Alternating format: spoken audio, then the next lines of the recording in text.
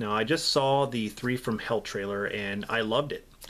I don't know how they're going to explain, what happened at the end of Devil's Rejects, because from the look of what happened to the Firefly family, they all got shot up to death. But in the Three from Hell trailer, it looks like they aren't even dead. They're being wheeled in all shot up, but I guess they survive somehow. But I don't know. I think it looks, I love the way it's shot. And it reminds me of like a Grindhouse releasing movie. But yeah, it'll be interesting to see. So my plan is to review House of a Thousand Corpses and The Devil's Rejects before I see that movie and review it. And I've seen a ton of movies that I just haven't gotten around to reviewing because I've been so busy. Like Crawl, I've seen that. I just seen a ton. And I will get to those. So today, we are going to take a look at House of a Thousand Corpses.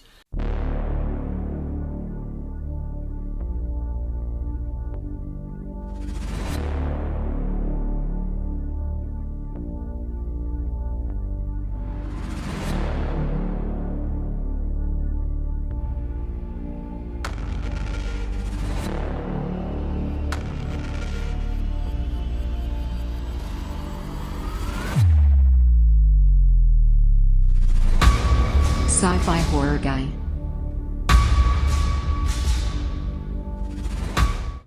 Hands down my favorite Rob Zombie film, as of right now. I love this film. When I first saw it, I loved it. And it's very underrated. It is a 2003 American exploitation horror film, written, co-scored, and directed by Rob Zombie in his directorial debut. Now, right off the bat, I was a Rob Zombie fan with his music. I love his music, and as an artist, no matter what he's doing, music or movies, I think he's got a unique style. Now, with that being said, I don't think he was the right choice for the Halloween movies. I think, push that aside, that's another video. But a movie like this really suits his style. I mean, this is an original film. It's original. I mean, the killer they talk about, which has like a supernatural element, is original. I think the Firefly family is original. It's got that backwoods kind of feel to it. Even though there are typical horror cliches that are in this film that you can't really escape from, because that happens in a lot of horror movies. Otherwise, it wouldn't be your typical horror film.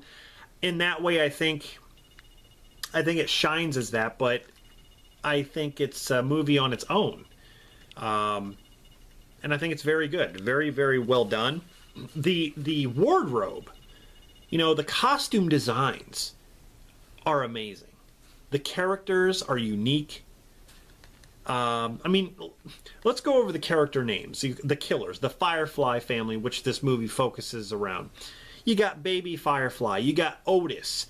You got Rufus, you got Tiny, you got Grandpa Hugo. I mean, these names, Captain Spaulding, these names are just so comical, at the same time unique. They're interesting. I mean, I found the characters to be interesting, and I wanted to know more about them, and I wanted to see what they can do. But the movie is set on Halloween, and it focuses on the Firefly family, like I said, where they are mutilating and torturing teenagers. And then there's this group of teenagers that are traveling across country. They're writing a book on strange roadside attractions. They stop at Captain Spaulding's, place, which is a gas station with a murder ride. And, they meet Captain Spaulding himself, played by Sid Haig, and he's fantastic. He's like one of my favorite characters. They ride this murder ride, and they find out that there's this legend of a killer that got hung from a tree nearby, called Dr. Satan. And again, it's a very unique name, and it's something made up, but it's unique in that way. It's not copying off anything, even though the story of Dr. Satan, how he wanted to take people and like screw around with their brains and make them kind of superhuman. Kind of reminds me of House on Haunted Hill, what the doctor wanted to do there with the mental patients. But I mean, it's not the same thing. It just kind of reminds me of that. But I thought Dr. Satan, I thought that was kind of a cool legend. So Captain Spaulding draws these kids a map to the hanging tree where Dr. Satan was hung. And so when they start to drive out there, they meet up with Baby Firefly, played by Sherry Moon Zombie. And their car ends up breaking down by her house. And it was all planned, it was all orchestrated. And so they end up going to this house out in the middle of nowhere in the woods, and they start to notice strange things that are going on. And then they meet the Firefly family and how they're all weird and what their rituals and stuff like that. Just amazing movie. Like, I don't know, I love it. But the film explores other genres. I mean, like I said, there's the element of the supernatural in there. And Rob Zombie was influenced by horror films of the 70s. I believe it was Texas Chainsaw Massacre and The Hills Have Eyes, 1977. You can kind of tell that with the house out in the middle of nowhere with the crazy family, in a way. The brutal nature of how they're like the backwoods people. It does have references from those two films. But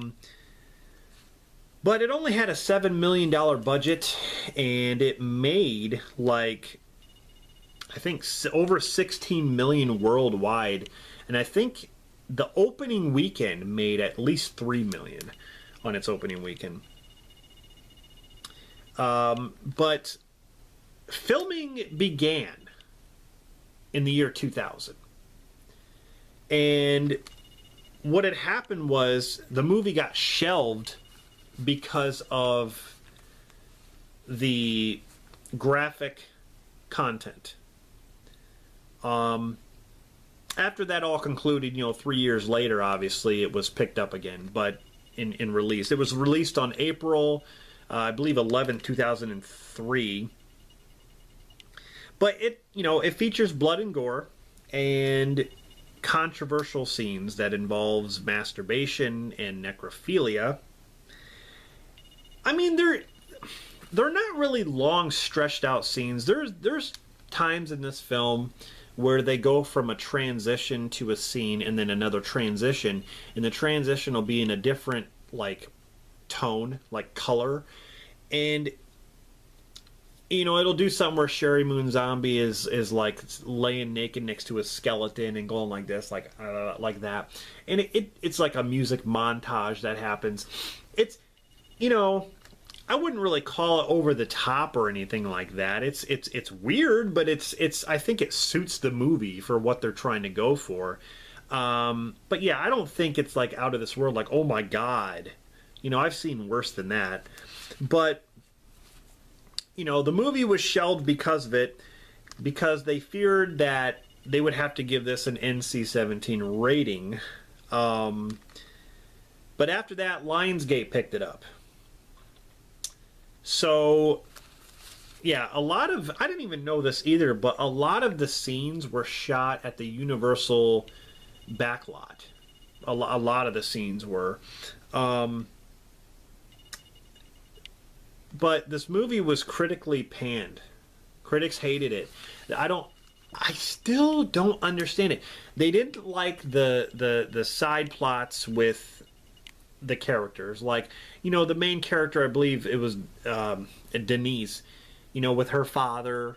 You have Walton Goggins in this, who is a deputy. Some of the side characters, I guess, maybe people didn't care for, but I didn't find it a big deal. It just added more characters and more interest for me. But it mainly focuses on the Firefly family, like I said. But it was the final performance of Dennis Fimple, who played Grandpa Hugo. He played Grandpa Hugo in this, and he passed away in 2002.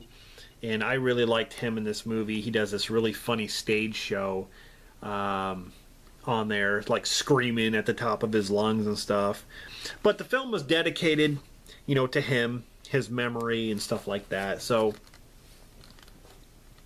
but the overall tone of this movie is just really, really cool. I just, like I said, I love the costumes. I love the makeup and the practical effects. There's some really good effects and camera work. There's this one scene where Otis, played by Bill Moseley, is going to shoot Walton Goggins.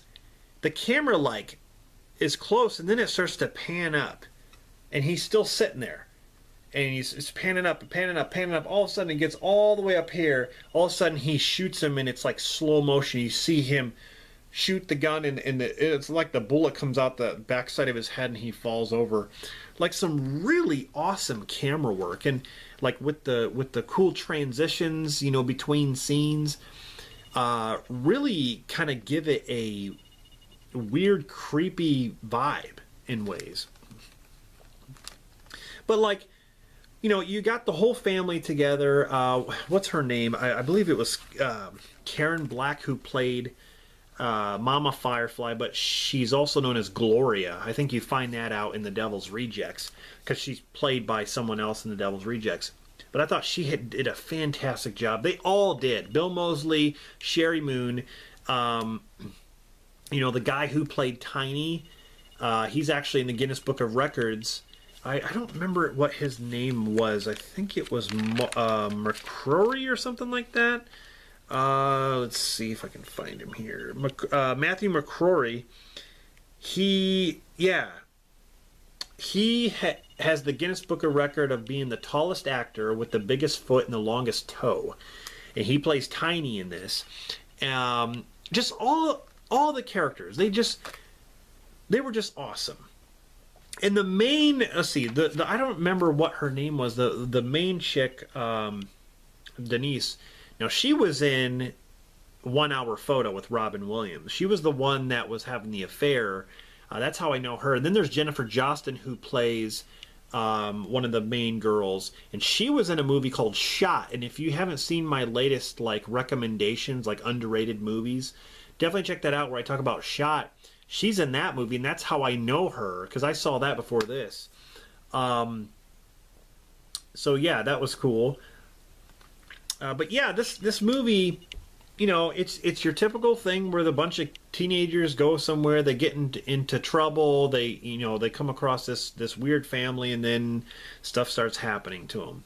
But I don't know, I was just really surprised. It's got vulgar language and blood and gore, just everything you can want. When it comes to Rob Zombie, that's his style. It shows with his other films. Some of my favorite scenes, though, I like all the ones with Captain Spaulding. I think the guy is hilarious. But, you know, some of my favorite scenes are with Bill Moseley, when he's giving his speeches like, "My brain is locked." He's like, "I need to break free from these repercussions that in this thick incrustations that are rotting on the surface." And just some of the stuff that he says is just fantastic. Man. And Sherry Moon Zombie, she's just nuts in this movie as Baby. She laughs like, she's like, ha, like that. She's like, who's my favorite actress in the whole world? If you get this wrong, you're fucked. And like, oh my God, she could be like sweet, and then she could just turn crazy. But the third act, I really love, where you find out a little bit more about Dr. Satan. Now, I'm not going to give it away, but the third act, it goes to that supernatural level, but it reminds me of The People Under the Stairs for some reason, because they go underground and there's like this room and there's people. That's what it reminds me of. It just, like, the characters are so cool, the designs, you know, with the a couple of the main characters of what they have to go through. It's just, oh man, I don't know. I love that third act. I love the ending to this movie. It's just all around a great horror film, very underrated, and I would say it's criminally underrated because, like I said, critics hated this movie. But yeah, that's basically my review of House of a Thousand Corpses. I would say, you know, when it comes to, I guess Rob Zombie is trying to make a trilogy out of the Firefly family films, because, you know, you got this, Devil's Rejects, and Three from Hell, but I'm just curious to see if they're going to make more. But yeah, I'm really liking these films from him. But yeah, House of a Thousand Corpses, I really, really enjoyed it.